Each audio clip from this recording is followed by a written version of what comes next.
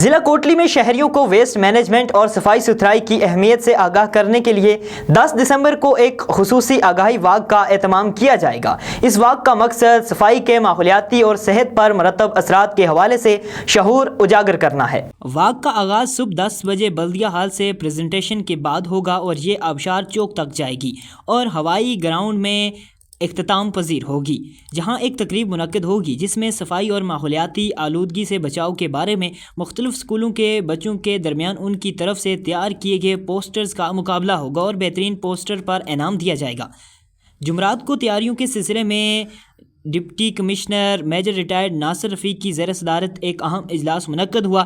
اجلاس میں واک کی تفصیلات طے کی گئیں۔ یہ واک ضلعی ہیڈ کوارٹر کے علاوہ تمام تحصیلوں اور بلدیہ کے وارڈز میں بیک وقت منعقد کی جائے گا۔ اگلے ہفتے بدھ کو یہ واک تمام تحصیلوں میں ہوگی۔ اس میں سول سوسائٹی، تمام سرکاری اور پرائیویٹ اسکولوں کے طلباء، یونیورسٹی کے طلباء، ضلعی افسران اور ملازمین کی شرکت کو یقینی بنانے کی ہدایت کی گئی ہے۔